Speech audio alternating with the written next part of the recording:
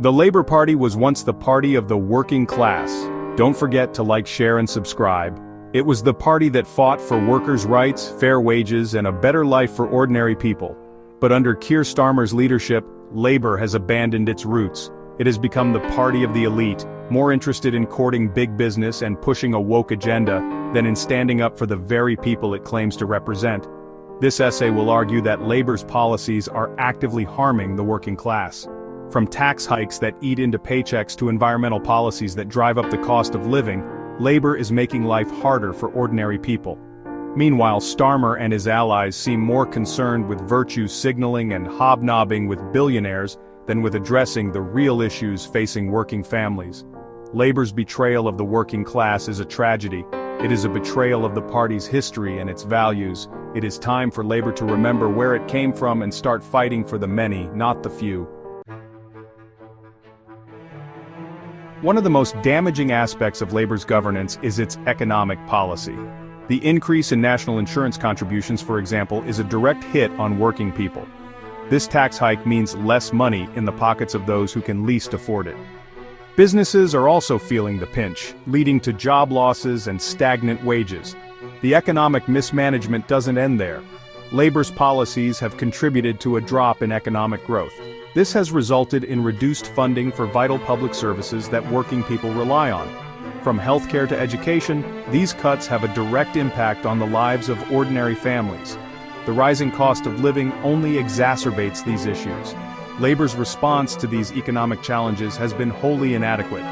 Instead of providing real support to working families, Starmer's government seems content to offer empty platitudes and symbolic gestures.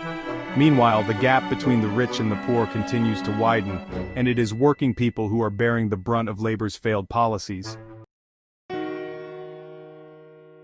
Labour's commitment to environmentalism, while laudable in principle, has translated into policies that disproportionately burden the working class. The push for expensive green technologies, such as electric cars and heat pumps, is simply not feasible for those struggling to make ends meet. These policies seem designed to appease a middle-class, environmentally conscious base, while ignoring the realities of working-class life. Moreover, the economic consequences of these policies often fall hardest on those in traditional industries. The shift towards green energy, while necessary, needs to be managed in a way that protects jobs and livelihoods. Labour's approach, however, seems to lack this crucial element of social justice. The result is a green agenda that feels increasingly out of touch with the needs and concerns of working people. It is an agenda that risks alienating those it should be seeking to help, further deepening the divide between Labour and its traditional base. Beyond its economic and environmental policies, Labour has also become increasingly detached from the cultural values of working-class communities.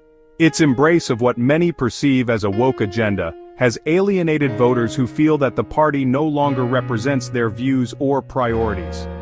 This cultural disconnect is further compounded by the perception of Starmer as an out-of-touch elitist. His close ties to big business and his frequent appearances at elite gatherings like Davos stand in stark contrast to the experiences of ordinary working people. This perception of aloofness has created a chasm between Labour's leadership and the very people it should be championing. Labour's current trajectory is a cause for serious concern. Unless the party can reconnect with its roots and start addressing the real issues facing working people, it risks becoming irrelevant to the very communities it was founded to serve. The time for Labour to choose its side is now. Join Reform UK, become a member today at www.reformunorthwest.uk.